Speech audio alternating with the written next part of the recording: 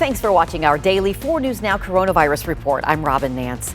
Washington Governor Jay Inslee says it could be months before our lives return to normal. The stay-home order is set to end May 4th. However, Inslee says not all restrictions will be lifted by then. The governor is expecting the latest model projecting the course of the virus in a few days. If cases continue to drop, he may lift restrictions on elective surgeries, outdoor recreation, and the construction industry. In order to lift more restrictions, Inslee says we need access to rapid, widespread testing. Eastern Washington may be ready to open its economy sooner. Spokane Mayor Nadine Woodward told 4 News Now that she and other elected officials in the region brought the idea to Governor Inslee on Friday. Woodward told us this is something that would happen in phases.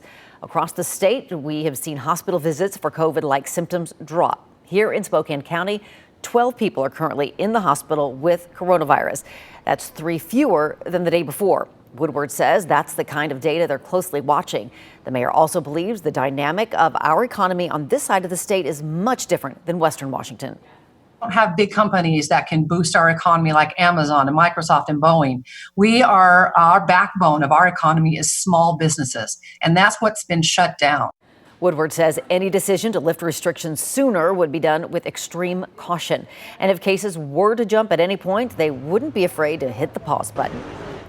Spokane County is getting $90 million from the Federal CARES Act, which Congress passed last month. Now, county commissioners are looking at the best way to spend that money to support the local economy and get people back to work. Commissioners want to hear your ideas. A survey is now up on the county website. Give us ideas. We're looking for suggestions about how do we stand up the economy and how we get the greatest number of people back to work. How do we get individuals paychecks? That's our priority.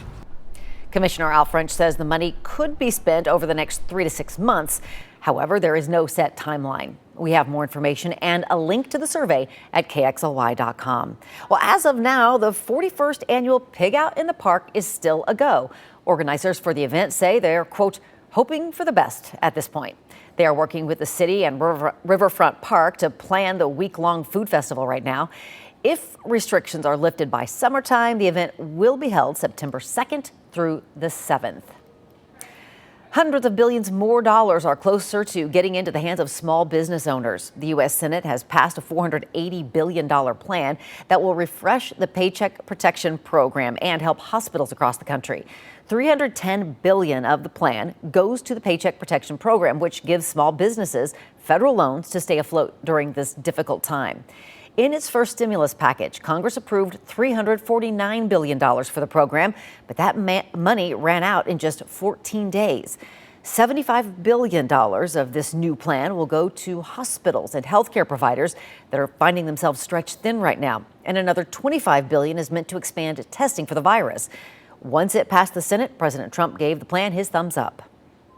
A short time ago, the Senate passed the Paycheck Protection Program and Healthcare Enhancement Act with additional funding for the Paycheck Protection Program, hospitals, and testing.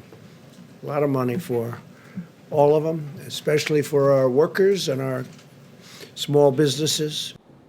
The bill now moves on to the House of Representatives, which is expected to take it into consideration as early as tomorrow.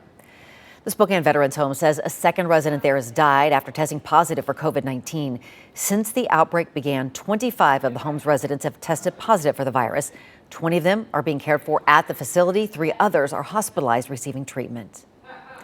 In an effort to stop potentially deadly outbreaks inside local jails, the Washington Department of Corrections plans to release some inmates back into our community.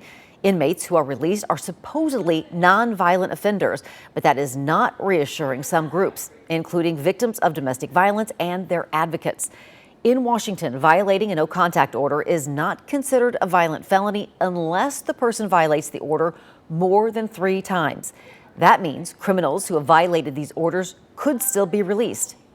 The violation of no-contact orders for us is a huge concern because a judge has ordered this defendant not to have contact with the victim because of a good, solid reason. And the defendant doesn't care what the judge orders, doesn't care that they're breaking the law. And those are the ones that are the biggest threat to everybody. We have the full list of offenders who will be released under this order at KXLY.com. If you are someone who suffered from domestic violence and are concerned about your abuser being released, you can check there for yourself. A certain kind of rapid test for COVID-19 were giving patients false negative results. Pathologists at the Cleveland Clinic found that Abbott Laboratories rapid tests only detected the virus when it was present 85% of the time. Abbott Labs says the issue is not with the tests themselves, but happens when swabs are stored and are awaiting testing. It has issued new guidelines for labs to follow when storing their swabs. Health experts say issues like this are expected when new tests are rushed to market during emergency situations. There are many comparisons made between COVID-19's impacts and that of the seasonal flu. Numbers from the CDC are giving perspective on both. Take a look. In approximately an 8-month period, the CDC estimates we've seen about 24,000 flu-related deaths in the last year. Well, compare that to COVID-19, where 43,000 Americans have died in the last 2 months alone.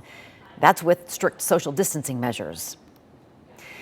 We're looking for them, and we found more helpers in our community, this time at Physical Therapy Associates. Take a look. PT Associates posted on Facebook that they've used their Elevation Fitness online classes to raise $1,500. That money went to the new restaurant Hunt Spokane to provide 100 meals to first responders at Sacred Heart Children's Hospital. We love finding the helpers, and you can let us know where they are by sending us emails. Thanks for watching another 4 News Now daily debrief on coronavirus. You can catch these quick updates on Facebook and KXLY.com every day about this time. Have a great day and stay healthy.